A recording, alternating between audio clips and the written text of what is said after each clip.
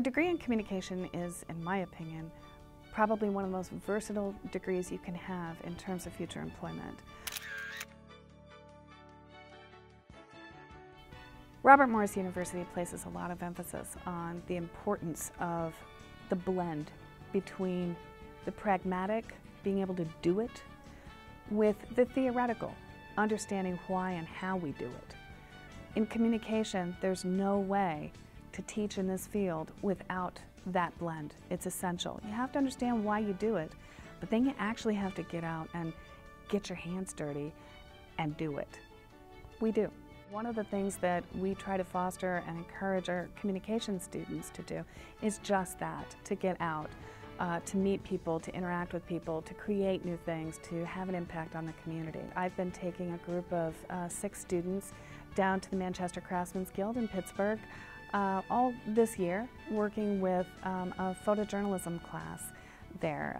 My students from Robert Morris, freshman to senior, have been volunteering their time and mentoring high school students in this after-school youth and arts program in photography. What that's done is really not only help the students, the high school students who participate in all of this, but it's also helped my Robert Morris students see that what they're learning here at Robert Morris is transferable and transformable. It's transforming their lives by getting out and transforming the lives of others.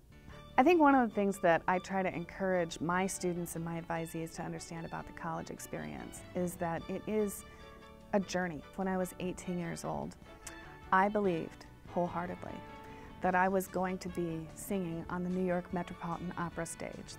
I'm a journalism professor now, and clearly something happened in that road. I didn't go from point A to point B.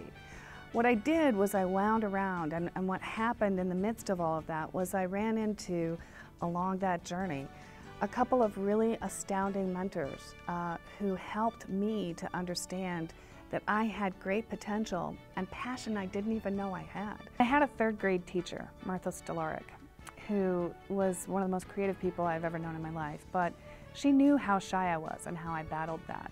And one day she said to me, after seeing some stuff that I had written in class, a short story I believe, she said, "Andrea, I just want you to understand that I know that sometimes it's hard for you to talk because you're shy, and that's okay. There's nothing wrong with that.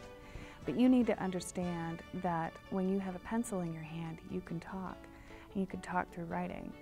And she empowered me in that moment to see writing as my way of getting out and talking to people when I wasn't confident to do that otherwise.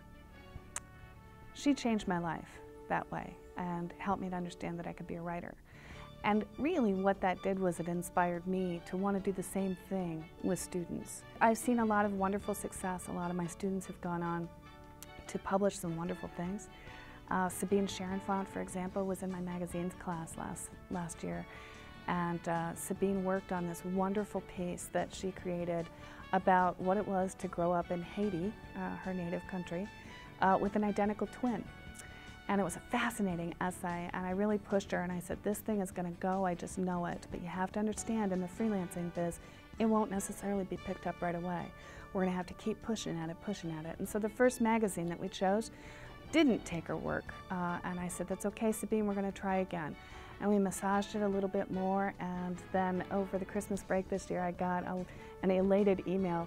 "You're not going to believe this, but the second place that we chose took it." And so her work is in print. And one of the things that I hope that she's beginning to see is that there is a power in words, and what is out there now for other people to read could in fact change lives.